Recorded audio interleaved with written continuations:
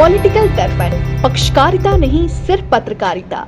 युवा पीढ़ी जो है जो दारू पी रही है, इसके लिए हम अब लेडीजों के लिए भी पिंक ठेके खोलेंगे। पहले नीचे दारू बिकेगी, ऊपर इसके फर्स्ट फ्लोर पर पिंक ठेके खुलेंगे जिसमें लड़कियां पिया करेंगी। 100% मैं कह रहा हूँ कि केजरीवाल जेल जाएगा। केजरीवाल ये तो जो बच्चों की सौगंध खाएंगे, ये सबसे ज्यादा बेस्ट निकला। और दिल्ली 20 साल पीछे हो गई। झूठ बोलता है केजरीवाल। अब जाके देखिए कितने कितने बिल आ रहे हैं हर एक आदमी के। ये केजरीवाल जो बच्चे का ना हुआ दारू घोटाले में आ रहा है, जिनके सारे मंत्री अब केजरीवाल की जेल में। मुस्लिम जो है ना मोदी जी के साथ है। राहुल गांधी चोर चोर मुशर्रफ सारे इकट्ठे हो गए हैं। इंडिया का जो भी अलायंस है वो अपने आप को एंटी हिंदू दिखाकर मुस्लिम वोटों को प्राप्त करने का तुष्टीकरण की राजनीति कर रहे हैं। ये देश के लिए बड़ी दुर्भाग्य की है। सनातन धर्म को ना कोई मिटा पाया, ना कोई मिटा पाएगा।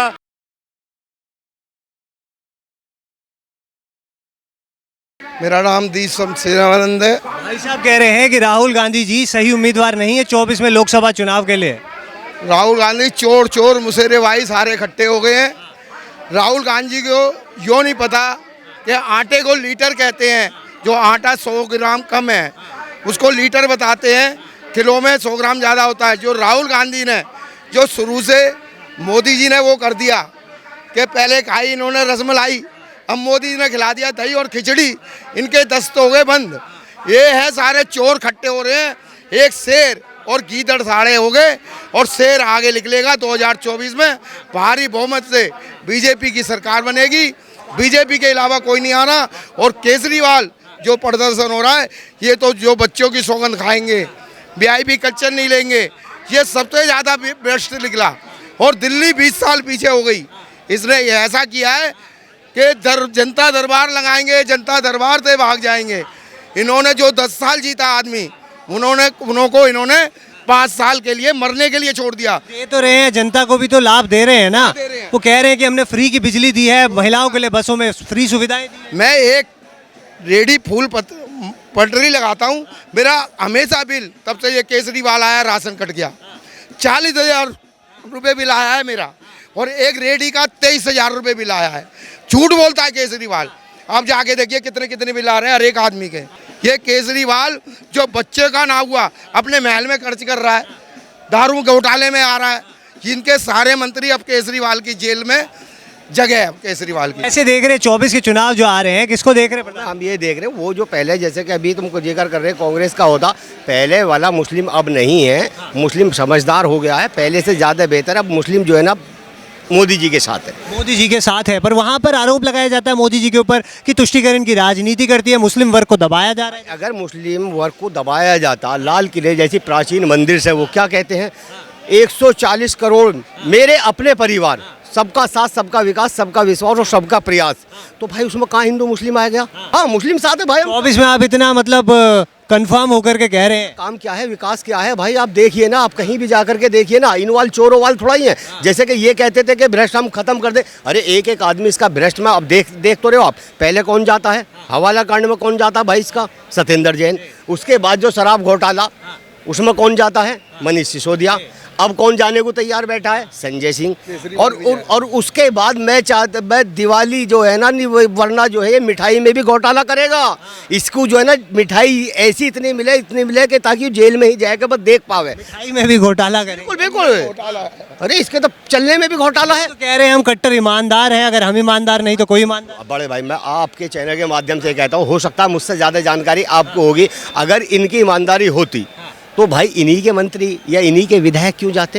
वो कह रहे हैं ना भाजपा सरकार जो है ईडी और सीबीआई का दुरुपयोग कर रही है, लोकतंत्र की हत्या कर रही है, हमारे नेताओं को झूठे आरोप में फंसाया जाता है। मनीष सिसोदिया की आप बात कर रहे हैं, कह रहे हैं वो तो संत आदमी है। संत आदमी, अगर संत आदमी होता, संत जेल जाते देखे आपने? संत है वो, जेल जाएगा। अरे मैं कह रहा हूँ कि वो उसमें कर रहा, वो खुद केजरीवाल भी जो ना दिवाली अंदर की मनाएगा। दिवाली अंदर की मनाएंगे? बिल्कुल। ऐसे कितने दावे के साथ कह?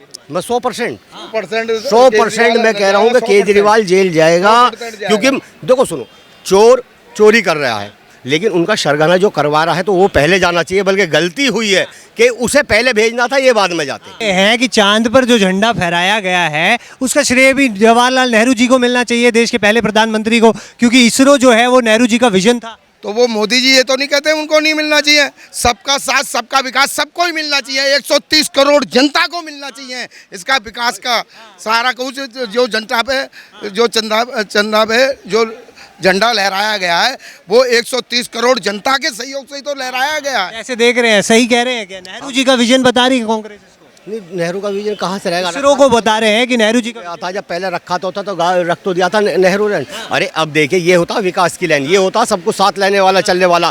कोई मोदी जी ने जो नाम रखा था, कोई मोदी जी ने अपने नाम पर तो नहीं रखा, चाहते तो रख सकते थे, लेकिन क्या नाम रखा? शिव शक्ति। नमस्कार सर, क्या नाम हुआ? आरसी जैन।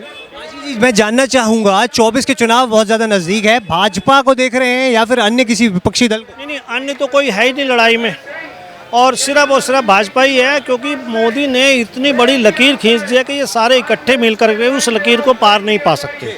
और जो मोदी जी ने काम किया वो दिखता है, क्योंकि मोदी जी का एक काम है कि लटकाना, अटकाना और भटकाने वाली राजनीति तो अब गई। अब तो जो भी प्रोग्राम वो शुरू करते हैं वो कंप्लीट करने के बाद उद्घाटन करते हैं तो उसका लोकार्पण भी वही करते हैं। तो ये सारी जनता को दिखाई देता है, चाहे आप सड़कों पे चले जाएं, चाहे दिल्ली का नए नए तरीके से विकास देखें, तो ये सब जनता को दिखता है। और ये जो विपक्ष के लोग हैं, इनके पास कोई मुद्दा नहीं है, सिर्फ एक ही मुद्दा है कि मोदी को हटाओ। अभी मोदी को हटाना तो ये तो बताओ फिर किसको लाओगे? तुम सब में तो आपस में लड़ाई है, सभी में तुम्हारे में 36 का आंकड़ा है। तुम अभी तक यही नहीं तय कर पाए कि कल को जब लोकसभा का चुनाव होगा तो कौन कितनी सीटों पर लड़ेगा। अब जैसे दिल्ली का आम आदमी वाला कहता है जी मैं पंजाब में और दिल्ली में तो कोई समझौता करूंगा नहीं, टीएमसी वाली कहती है मैं बंगाल में नहीं करूंगी। तो जितने भी ये दल जिनकी जहाँ सरकारें हैं वो वहाँ अगर बाकी दलों के साथ समझौता नहीं करेंगे तो कैसे इनका गठबंधन एक होकर काम करेगा। तो ऐसी स्थिति में ये तो सिर्फ ये है कि इसलिए एक होकर के ये खड़े होने का प्रयास कर रहे हैं, खड़े नहीं हैं कि इन्होंने जो घोटाले किए और मोदी जी ने जो सीना ठोक के एक बात कही थी कि जो जनता का पैसा लूटा वो लौटाना तो पड़ेगा। अब उसको बचाने के लिए ये सारे इकट्ठे होने का नाटक कर रहे हैं, जो संभव हो ही नहीं सकता कि ये बचेंगे। इकट्ठा हो रहे हैं, वहीं पर विधानसभा के जब चुनाव आते हैं तो एक दूसरे के खिलाफ लड़ते हैं और लोकसभा के चुनाव में एकजुट हो जाते हैं। क्या कारण देख रहे हैं? नहीं, लोकसभा के चुनाव में तो अभी तक एकजुट हुए ही नहीं। हाँ, और विधानसभा के चुनाव में मैंने बताया ना, राजस्थान में कांग्रेस पावर में वो सीट शेयरिंग करेगी ही नहीं, उसमें छत्तीसगढ़ में कांग्रेस पावर में वो सीट शेयरिंग ही करेगी ही नहीं, मध्य प्रदेश में तो आप में कहाँ ये सीट शेयरिंग की बात कर रहे हैं? राजस्थान की बात करी, वहीं पर एक अभी हाल फिलहाल में एक दुष्कर्म हुआ उज्जैन में। कांग्रेस सरकार जो है भाजपा को घेरने की कोशिश करती है वहाँ पर वहीं पर जो है जयपुर के अंदर एक महिला के साथ दुष्कर्म करके उसे जिंदा जला दिया जाता है, जिसकी डेड बॉडी जो थी वो रोड के किनारे में मिलती है। तो वहाँ पर प्रियंका गांधी और राहुल गांधी जो हैं वो मौन होकर के बैठे हुए हैं। देखिए, आजकल सब सुविधा की राजनीति करते हैं, जिसमें जिसको जहाँ सुविधा लगती है वो उसके हिसाब से राजनीति करते हैं। आम मुद्दों से भटकाने का ये एक तरीका होता है। बाकी तो मैं एक अनऑफिशियली एक बात कहूँगा कि कोई भी आ जाए, हर व्यक्ति के साथ तो कोई पुलिस वाला लगा नहीं सकता। अब मैं आपके सामने खड़ा हूँ, मैं अभी थोड़ी देर में राक्षस पैदा हो जाए तो आप क्या कर सकते हैं, या आप में हो जाए कोई क्या कर सकता है? तो ऐसी स्थिति में घटनाएं घट जाती हैं, उनका रिपीट ना हो और जिसने ऐसी घटना की है उसको सज़ा मिले। हमारा प्रयास ये होना चाहिए कि वो किसी भी हालत में बचे नहीं, लंबी कानूनी प्रक्रिया का सामना ना उसको करना पड़े, जल्दी उसको सज़ा मिल जाए। हमें ये प्रयास करना चाहिए, ना कि उसमें हमें हिंदू मुसलमान ढूंढना चाहिए, ना कि उसमें हमें दलित और गैर दलित ढूंढना चाहिए, ना कि उसमें हमें कांग्रेस और बीजेपी ढूंढना चाहिए। हमें सबको ये प्रयास करना चाहिए कि अपराधी को जल्द से जल्द सजा मिले और जो पीड़ित है उसको जल्द से जल्द न्याय मिले। तो राजनीति इस प्रकार की होनी चाहिए, मेरा ऐसा मानना है। धन्यवाद। क्या नाम हुआ सर? महेश अवाना। महेश जी, जानना चाहूँगा 24 के चुनाव आ रहे हैं, भाजपा के ऊपर लगातार ये आरोप लगाए जा रहे हैं कि इन 9 सालों के अंदर भाजपा सरकार ने देश को महंगाई और बेरोजगारी में लिप्त कर दिया है। नहीं, देखिए ऐसा है कि अगर आप 2014 से पहले देखेंगे जो यूपीए का शासन था उसके मुकाबले कंपैरिजन करेंगे तो इन्फ्लेशन काफ़ी कंट्रोल में है, महंगाई कंट्रोल में है, एलपीजी पेट्रोल के दाम कंट्रोल में है। अगर इंटरनेशनल लेवल पर, अंतर्राष्ट्रीय स्तर पे अगर हम उसका पैमाने से चेक करेंगे तो भारत में आज भी महंगाई नियंत्रण में है, पेट्रोल और रसोई गैस के दाम कंट्रोल में है। देखिए, ये देश का दुर्भाग्य है, जिस सनातन ने पूरे विश्व को का मार्गदर्शन किया, जो कभी सनातन के नाम पर पूरे दुनिया का भारत विश्व गुरु था, आज उस सनातन धर्म के अस्तित्व पर ये लोग प्रश्न चिन्ह उठा रहे हैं। और ये समस्या आज से नहीं है। कांग्रेस ने भी जब राम सेतु का विषय था तो उन्होंने कहा भगवान राम काल्पनिक थे, उन्होंने भी भगवान राम के अस्तित्व को पर प्रश्न चिन्ह लगाए। और आज पूरे देश में नहीं, आज हर इंडिया का जो भी अलायंस है वो अपने आप को एंटी हिंदू दिखाकर मुस्लिम वोटों को प्राप्त करने का तुष्टीकरण की राजनीति कर रहे हैं। ये देश के लिए बड़ी दुर्भाग्य की है। सनातन धर्म को ना कोई मिटा पाया, ना कोई मिटा पाएगा। 900 साल और 200 अंग्रेजों के शासन, 900 साल मुगलों ने यहाँ देश पे शासन किया, 200 साल अंग्रेजों ने किया, उसके बाद भी हिंदू धर्म, सनातन धर्म जिंदा है और रहेगा।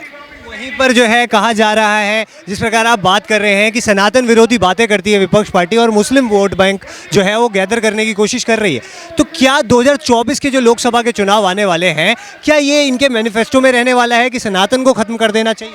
देखिए, मैं इस बात से, आपकी बात से मुतल्लिक करते हुए मैं इतना कहना चाहता हूँ कि जो इंडिया कल एक उनके अलायंस, जो उनके संयोजक नहीं बन पाए, फ्रस्ट्रेशन में उन्होंने बिहार में बहुत जल्दबाजी 48 डेज़ में उन्होंने वहाँ पर जाति जनगणना की।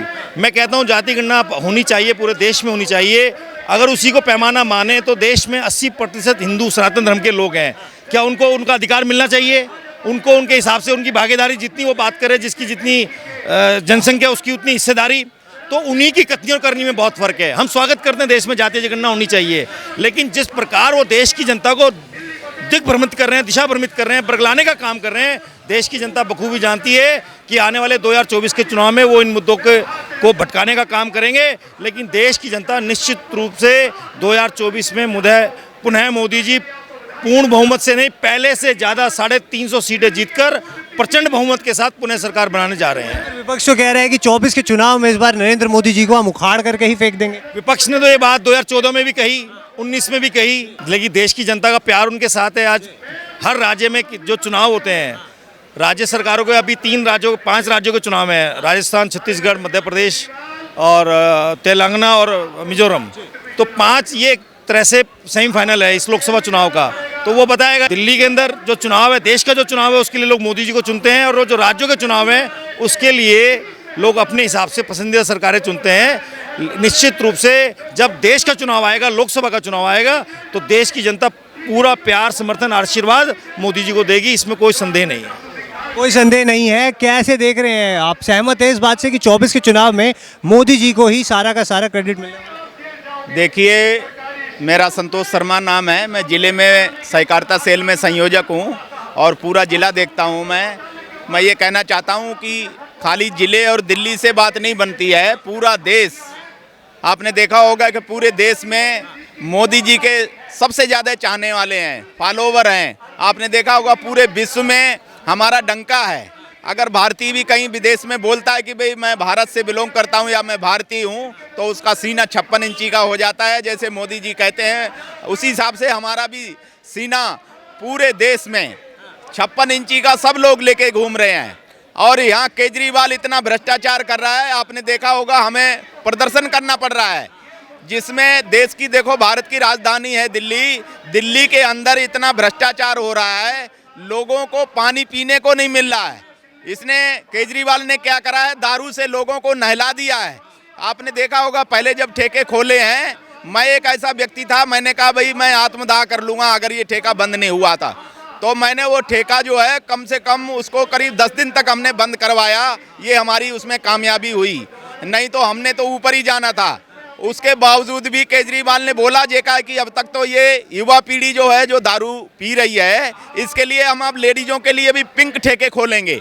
पहले नीचे दारू बिकेगी, ऊपर इसके फर्स्ट फ्लोर पर पिंक ठेके खुलेंगे, जिसमें लड़कियां पिया करेंगी और जो मर्जी करेंगी वहाँ।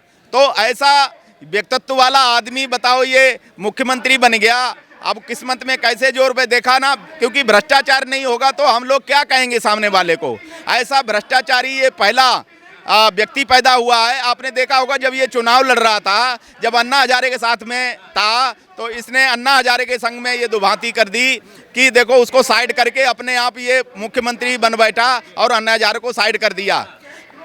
केजरीवाल एक ऐसा व्यक्ति है जिसने कहा जेका भाई साहब मैं एक पूरे हिंदुस्तान के अंदर मैं ही एक ईमानदारी व्यक्ति हूँ, बाकी तो सब बेईमान, भ्रष्टाचार अब आपके सामने खुलकर आ रहा है। अभी हमारे बहुत ही आदरणीय असम के प्रभारी श्री पवन शर्मा जी ने बताया जेका है कि अभी तुरंत ये पता लगा है कि केजरीवाल तो जाएगा ही जेल में। जो संजय जी जो संसद के अंदर इतना बौखलाते हैं, और कूद कूद के पूरी आवाज़ को ये लगता है कि वहाँ झगड़ा हो रहा है। संसद तो इसलिए बनाई जाती कि अपना विचार रखो, उस हिसाब से देश को चलाओ।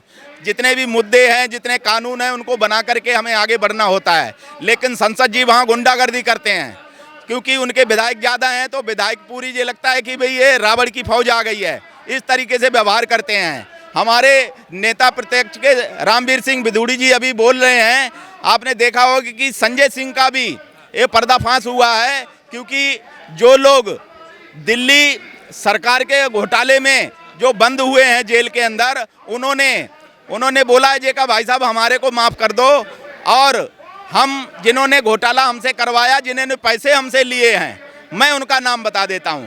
तो एक चीज़ जानना चाहूँगा, केजरीवाल जी तो शराब बांट रहे हैं, वहीं पर राहुल गांधी जी कह रहे हैं कि हम रोजगार बांटेंगे 24 में अगर हम आते हैं सत्ता में। रोजगार जो राहुल गांधी जी हैं, इनका कहीं अस्तित्व नहीं है। ये सिर्फ मजाक के पात्र बनते हैं, क्योंकि कहीं कुछ करने लग जाते हैं, कहीं कुछ करने जाते हैं, खाली मजाक का पात्र पूरे देश में बन रहे हैं। तो ये ऐसे राहुल गांधी हैं, देश को कुछ नहीं चला सकते, ये बिल्कुल ख़त्म है। और जितना ये गठबंधन बना हुआ है, ये सारा गठबंधन है, ये थोड़े दिन के बाद ये फटने वाला है। जनता ने बताया कि 24 के चुनाव में किसको प्रधानमंत्री पद पे देख रही है। जनता सर्वप्रिय है, जनता जनार्दन ही तय करती है कि प्रधानमंत्री पद पर वो किसे देखेगी और वही चुनती है। तो ऐसे ही तमाम न्यूज़ अपडेट्स के लिए बने रहिए पॉलिटिकल दर्पण के साथ। तब तक के लिए नमस्कार, जय हिंद, जय भारत।